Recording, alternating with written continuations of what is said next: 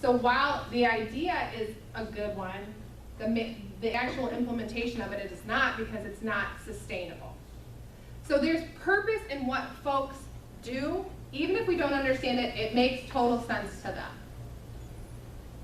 So that's where we start. We have to start with the belief set that this person is doing something or is acting the way that they're acting because it's what makes sense to them and it's how they function. I'm not saying to you that it's okay. I'm saying that there is a reason folks are doing what they're doing. So now comes the tricky part. Y'all gotta look at your stuff. Sometimes it's better to react with no reaction. Jesse struggles here. My heart goes out to folks who feel conflict avoidant. This is not an area I have a challenge in. I'm one of those people that if I have something to say, my body feels gross until I say it. This presents itself, again, I'll use my husband. It's very cathartic for me to use him in these environments for a number of reasons. He knows none of you. And I can say whatever I want. It feels great. It's like group therapy kind of. But there have been times he's elected to give me feedback, which is, you need to let stuff go and not bring up everything. And like, nope, feels gross, can't do it. But he's given me the feedback, so I briefly entertain it, and then naturally I go back to what my purposeful stuff is, which is I have to get those off my chest. But to his point, there are times in life where a reaction in the moment is going to pour gasoline on a fire. We've all seen it. We've all done it. It doesn't end well, right? Can everybody think of a situation that for them, that maybe no reaction may have gone a little bit of a different direction, maybe a more positive direction? When we react in the moment, what is that based on? Emotions. Every time. And that tends to be the best conversation you're ever going to have to apologize for. In many situations, right? So difficult people take many forms. It manifests in a number of ways. They find opportunities to create problems or simply use passive resistance. Defining difficult is unique to you. Because there are things that bother me that aren't going to bother you. You're like, oh, what's the big deal? So you have to know yourself and what your tips and triggers are so that when you're having these types of interactions, you go back into your resource bank and say, wait a minute, this is I'm starting to get in my feelings about this. Is this about them or is this about me? That will act as your system of checks and balances. I promise you that throughout your life, for your duration, you will interact with people who will challenge you based on your personality style. Solely based on your personality style. This can come in the form of coworkers, family members, families you're working with, other organizations, but it will come. So you have to know yourself and where you're at. Everybody, Can I ask a question? Please. So one of the things as I look at this, and this is a place I will acknowledge a struggle sometimes, is trying to put in perspective difficult behavior versus difficult people. Mm-hmm. And so to really think about it in terms of the behaviors that I'm finding difficult as opposed to just, because it's easier for me if I just decide somebody's difficult, it becomes a lot easier for me to sort of do that's just how they are and there's nothing I can do about that, as opposed to trying to look at their behaviors versus their personhood. Yes. Does that make sense? Yep. So I just, as I see that, difficult people in you, one of the things that helps me as I have worked with people is to think more about their behaviors than them as difficult people, I guess. Yes. So I just didn't know where that fits in the conversation. Well, and I think to your point, majority of the room is supervisors. And many of you have had to give feedback to folks at one point or another. Correct. Or will probably at some point in the future, because I probably just jinxed you all in that statement. When you are talking to somebody to give them feedback, it's not like you can say to them, your personality style is extremely bothersome to me. It really rubs me wrong. Totally appropriate to have that secondary conversation in your head. It can't come out of the mouth. So to your point, when you're having these interactions, the behavior isn't the only thing that you can focus on, right? Because I promise, many of you know you're not gonna like everybody that you work with. That's also another guarantee I can give off of today's training. We're not going to like everyone that we work with. It's the nature of the beast. So when we're having as supervisors, when we're having these interactions, the importance is to focus on the problem behaviors, not the problem person. They are two different things. So we have to align our resource bank with what they are doing that is causing a problem, as an example, within the workplace or at home, right? If you think about it as kids, anybody have kids? Any challenge for anybody else in the room? I fought a battle about pants this morning and why we need to wear them. Okay? I've only had one cup of coffee, people. It's a day. So what I will say about that is, if my daughter presents as an extremely challenging person, she's her father's daughter, and I tell him that all the time. She's what I call non-rule compliant. She's 4. She didn't want to wear pants today, and then she wanted to wear some sort of rainbow fuzzy socks. And it would be extremely easy for me to say, wow, you are being a giant pain in the, today. Get your life together. Instead I focus on behavior. In so many ways, I don't mean to minimize people by saying, act like you're dealing with a kid. But you do have to focus on what they're doing that's causing the problem, not their character traits. Because if you think about it from the perspective of, I come to you and you are doing something and I just, maybe I just don't care for you as a person. Maybe our personalities clash. That happens. If I come to you and focus on your person rather than your performance, you're going to set somebody up to be on defense. Because you're not going to want to receive feedback in that way either. So another rule of thumb is you apply feedback in the same way you want to receive it. Right? We don't look at we look at the performance and productivity issues. We don't look at the individual. It's easy to find flaw within people, okay? We've all got some. But to focus on the actual issue itself is where the resolutions happen. You're not going to change somebody's personality. Anybody tried? Okay? It doesn't work. You can focus on the particular issue. So I think that in this particular class, that's one of the things to be mindful of. We can't change another person. That's sort of a blessing and a curse in and of itself, because in spite of our best efforts, and many of us have tried to change another person, it doesn't work. So different types of personality traits. Again, each one of these is going to speak to you differently. Some are going to bother you, others are going to be like, what's the big deal? But the most common: perfectionists, control freaks, creative people, aggressive and defensive, submissive people. I struggle with submissive people.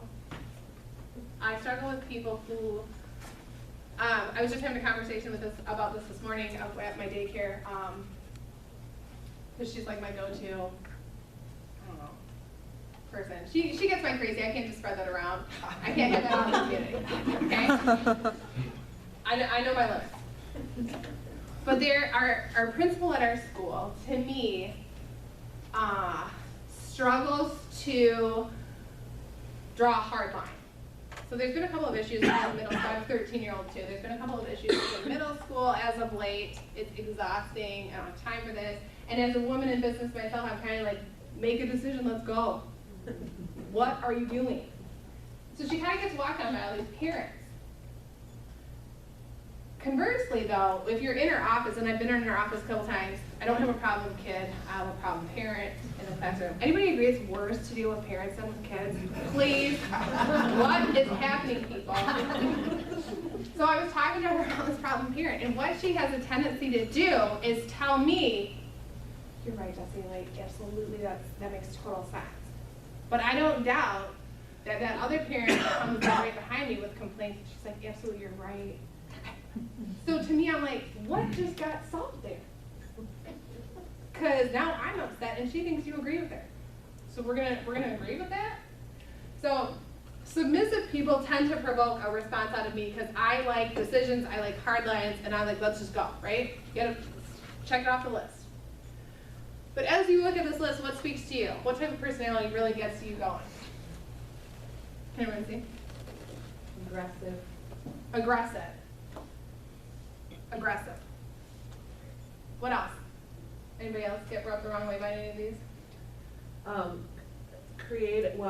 People who have the big ideas and can see things from the big picture, but it's more difficult for them to kind of implement the plan. Yep. So creative people, I guess. Okay. See, that's interesting. See, I would have never picked that one. That's interesting. Okay. Anybody else? Yeah. Perfectionist. Oh yeah. It's never perfect. No. And it's hard to live up to that sort of an expectation. So we've got a number of different personality types, and again, we're all going to be rubbed differently by this. So we have to know where we're at. So taking a look inward, how do you react to the difficult person? Are you the type of person that if you have an interaction with this individual, it stays with you? And then you analyze it, and then you build a case file marked Nina. Everyone knows it's not Nina, she's probably the nicest person ever, but I'm going to use it for this. It's marked Nina, you know, and every time you have an interaction with Nina, it just goes in the case file. We've all got one. How does your difficult person react to your reactions?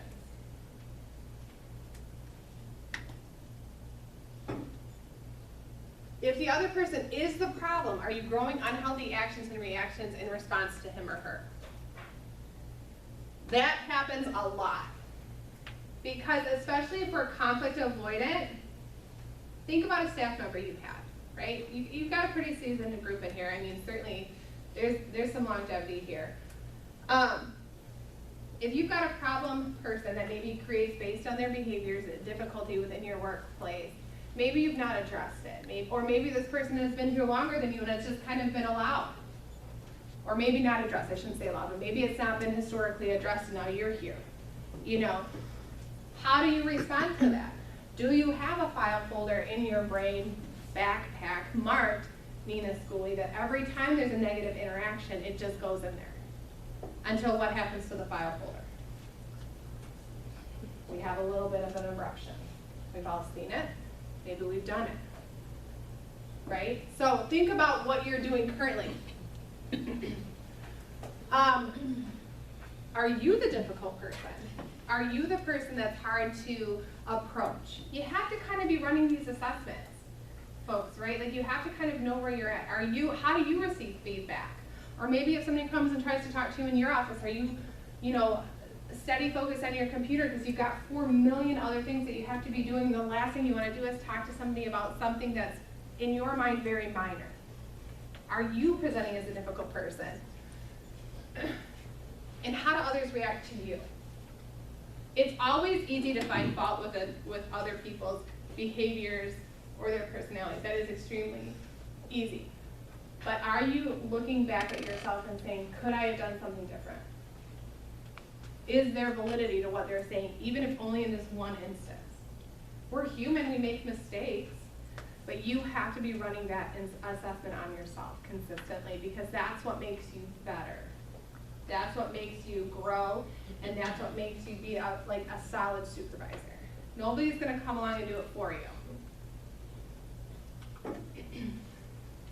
So if we look at sometimes you are part of the problem, some ways that we can manage it, ask someone else. There are times that we'll have a situation at work.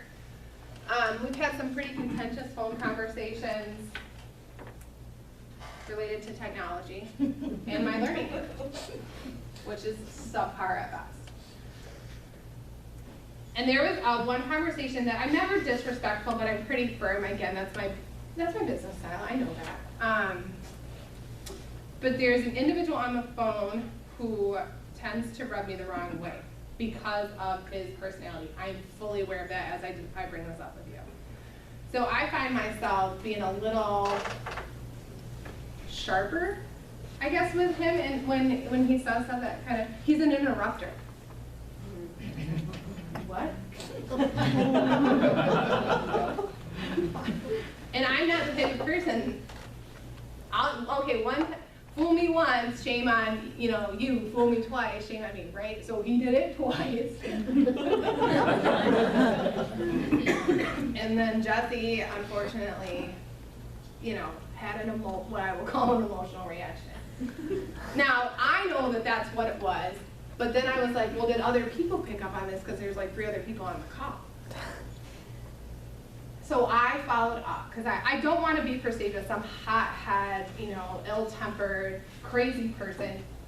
And I wasn't, but I do check myself in from time to time. I was like, shoot, I'm probably going to have to follow up on that one. But I checked with 2 people and they said it was fine, so I was in the clear. But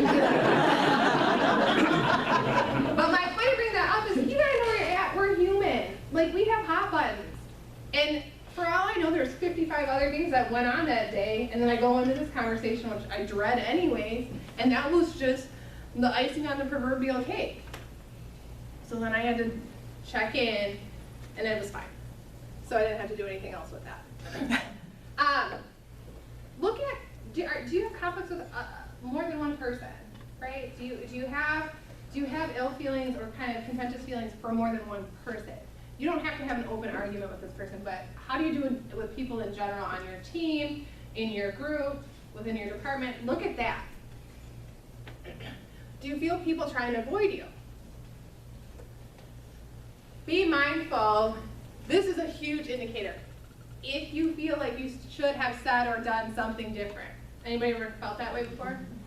I just threw myself under the bus in general population. But yeah, be mindful. And if you did, tap into your integrity and go back. Because that speaks to you. And that speaks to your ability to be humble and go back and say, look, I realized that when I said that, it was not the way I wanted it to come out. I own it. That speaks to people, and it humanizes you as a supervisor.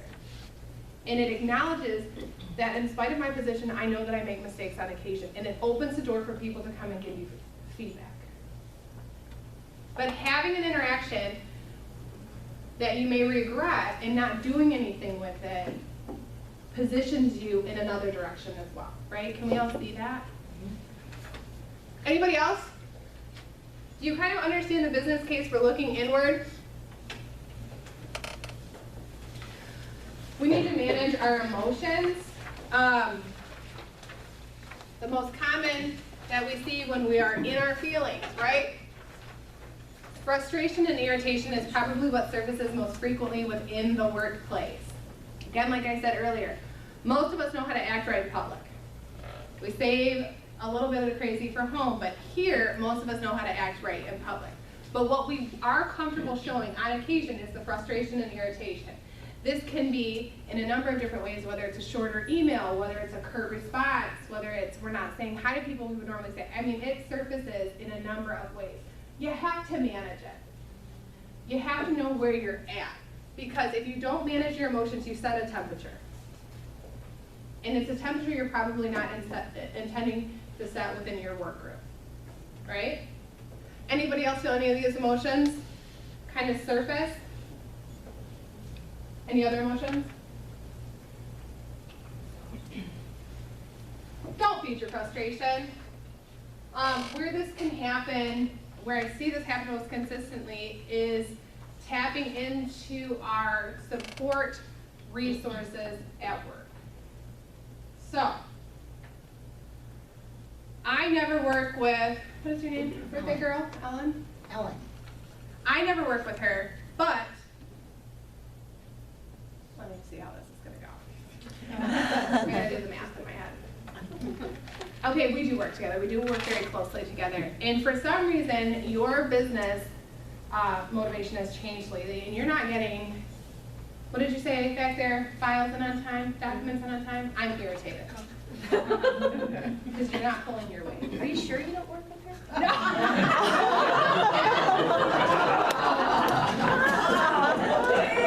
If I was my supervisor, what would you say?